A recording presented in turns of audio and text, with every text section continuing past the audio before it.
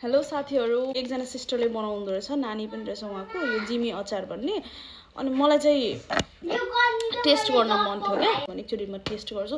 म धेरै कुरा गर्दिनँ हैन, म चाहिँ जेन्युन के, अब त्यो हुन्छ नि, अब त्यो जे पाए त्यही मलाई भाइरल हुनु छैन। अलिकति चाहिँ यहाँ निस्केछ, केही छैन, अलिअलि त भइहाल्छ नि। मैले अझै एक्स्ट्रा ग्रेभी पनि भनेको थिएँ सिस्टरलाई। त्यो के त्यो मिठो छ, अलिकति भुल्नुपर्छ यसलाई चाहिँ, अनि चाहिँ मिठो हुन्छ भन्ने अच्छा है। अब चाहिँ म चाख्छु होइन, जुठो नहालौँ, सबैजनाले खानुहुन्छ। कस्तो खानु मन लाग्यो क्या, बिचरा त्यो दिदीको फेरि कति रिटर्न पनि आउँदो रहेछ कि सामानहरू अनलाइनबाट मगाउने, अनि त्यहाँदेखि फोन रिसिभ नगरिदिने, कि त म रिसिभै गर्दिनँ, म सामानै लिँदिनँ भन्ने, यस्तो टाइपको मैले धेरै भिडियोहरू पनि देखेको थिएँ ल।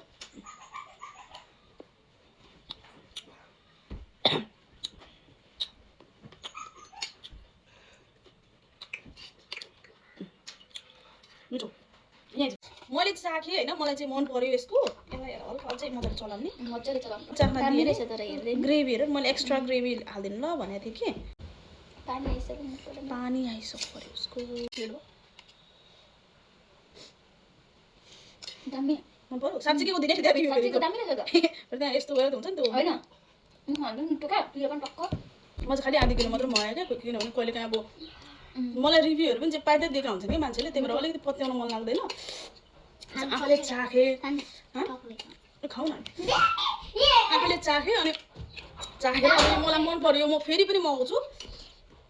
मिठो है खाने अझै, म पनि मन पर्यो हो। एक दिन नै सक्दिनु अनि यो एक दिनमा होइन, ग्रेभी चाहिँ भातसँग पनि खानुपर्छ नि।